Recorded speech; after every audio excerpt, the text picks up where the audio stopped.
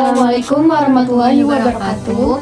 Saya Aulia Syahrani dari kelas AP 2024A dengan NIM AP 202410121. Saya Ayu Lestari dari kelas AP 2024A dengan NIM AP 2024100125. Di sini kami akan membuat video podcast dengan tema Pelayanan publik di sektor kesehatan untuk memenuhi mata kuliah Sistem Administrasi Negara dengan dosen pengampu Bapak Agus Hipnuddin, SSOS, MSc. Halo semuanya, kembali lagi di podcast kita. Di sini kita bakal membahas tentang pelayanan publik di sektor kesehatan.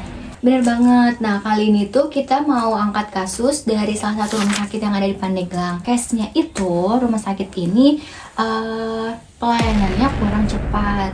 Tapi rumah sakit ini juga adalah rumah sakit andalan warga Pandeglang. Iya nih, bener banget. Banyak pasien sama keluarga pasien yang cerita kalau pelayanan di rumah sakit ini tuh kurang cepat. Apalagi terutama tuh di IGD ya. Nah, sekarang kita bakal bahas kenapa itu bisa terjadi dan bagaimana solusinya. Nah guys, beberapa waktu lalu tuh ada masyarakat Pandeglang yang kekurangan pelayanan di rumah sakit ini ya. Jadi ceritanya pada saat itu tuh dia datang ke IGD pada pukul 9 pagi. Nah, tapi dia baru dapat ruangan buat pindah dari IGD-nya tuh pada malam.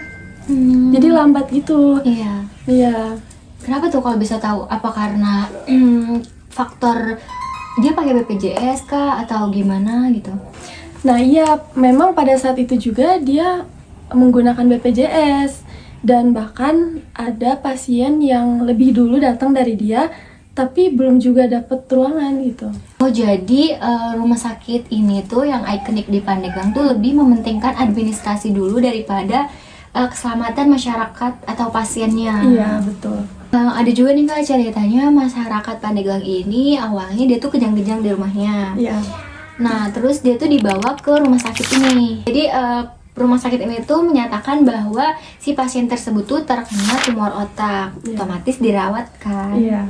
Nah setelah dirawat ini si pasien ini tuh nggak mau operasi karena ada hal yang di luar kendali pasien. Iya. Nah dibawalah pulang ke rumah setelah diinfus, dikasih obat. Kita kan nggak tahu ya obatnya apa. Iya. Nah setelah 2 minggu dari rumah sakit Pandeglang ini, dia itu gatel-gatel awalnya bercak-bercak merah gitu seperti campak. Dibawalah ke klinik terdekat. Jadi klinik ini menyarankan pindah ke rumah sakit lain yang ada di Provinsi Banten. Nah jadi di rumah sakit Banten ini menanyakan kepada si pasien apakah dia tuh pernah dirawat sebelumnya. Nah si otomatis si pasien tuh bilang kan kalau misalkan si pasien ini pernah dirawat di salah satu rumah sakit tersebut di Pandeglang. Nah ternyata satu dan lain hal itu terjadi karena kesalahan atau kelalaian rumah sakit Pandeglang itu terkait obatnya. Jadi sampai si pasien ini tuh kayak melepuh gitu loh kulitnya karena salah obat gitu kan dari rumah sakit Pandeglang. Nah sampai hari ini kabarnya pasien tersebut masih dirawat di rumah sakit Banten gitu. Ternyata di rumah sakit Pandeglang ini tuh bukan cuman pelayanannya aja yang kurang, tapi dokternya pun kurang teliti ya untuk ngasih obat ke pasiennya. Nah, masih ada juga nih pelayanan yang lambat di rumah sakit Pandeglang ini. Contohnya itu mengambil obat yang lama dan juga pendaftaran yang cukup lama. Iya benar, tapi kita juga harus ngerti gak sih kondisi lapangan pada saat itu. Karena kan petugas rumah sakit tersebut kan sering menghadapi ratusan antrian.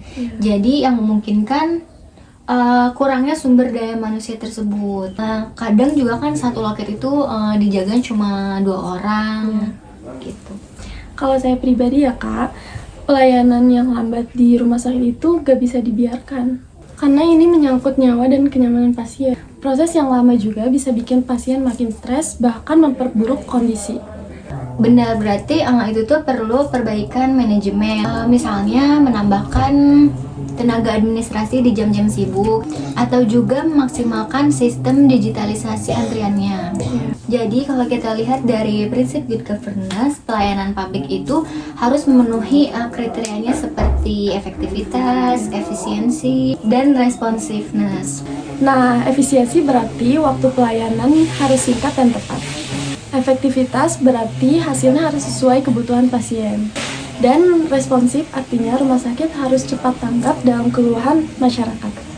Jadi kesimpulannya, pelayanan rumah sakit yang ada di Pandeglang ini mempunyai tantangan dalam hal kecepatan, tapi dengan peningkatan sistem dan sumber daya manusia yang meningkat. Tapi nggak menutup kemungkinan juga rumah sakit ini tuh pelayanannya bisa cepat dan efisien jika rumah sakit ini tuh meningkatkan sumber daya manusianya.